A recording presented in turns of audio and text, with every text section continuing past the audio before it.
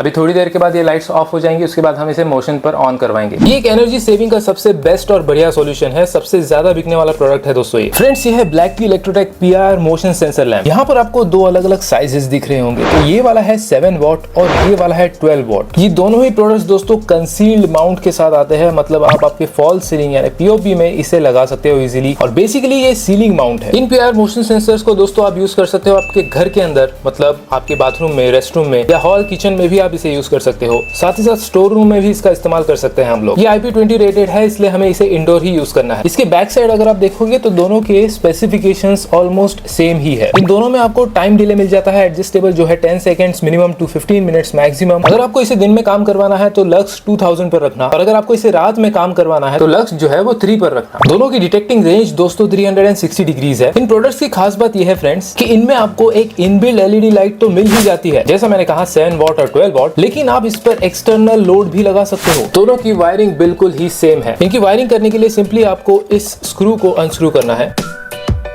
और यहाँ पर दो वायरिंग डायग्राम दी हुई है। सबसे पहली जो है वो है एक्सटर्नल लोड अगर आपको लगाना है तो यहाँ पर इनपुट लाइन लगानी है।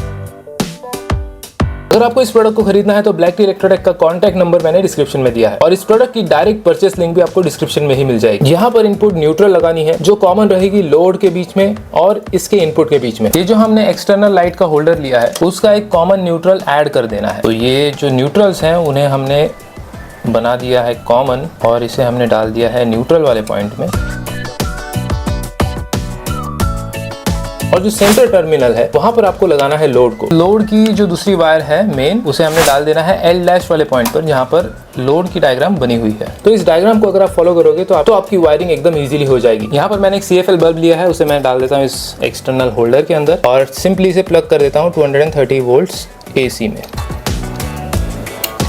तो जैसे ही प्लग करते हैं वैसे ये दोनों लाइट्स ऑन हो जाती हैं। अभी थोड़ी देर के बाद ये लाइट्स ऑफ हो जाएंगी, उसके बाद हम इसे मोशन पर ऑन करवाएंगे। तो हमें ये देखना है कि मोशन सेंस करने के बाद दोनों की दोनों लाइट्स ऑन होती है या नहीं।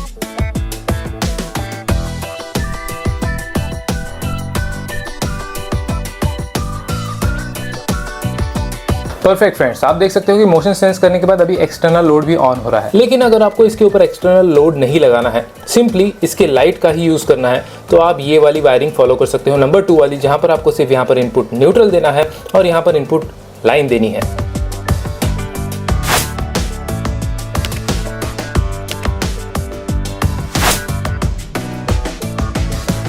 बस दोस्तों इतनी ही वायरिंग है। उसके बाद में आप इसे कैप से कवर कर सकते हो। अभी हम इसे डायरेक्टली प्लग करेंगे 230 वोल्ट्स के AC में। जैसे ही हम प्लग करते हैं वैसे ये लाइट ऑन हो जाती है, और थोड़ी देर के बाद ये ऑफ हो जाएगी। उसके बाद हम इसे मोशन पर टेस्ट करवाएंगे।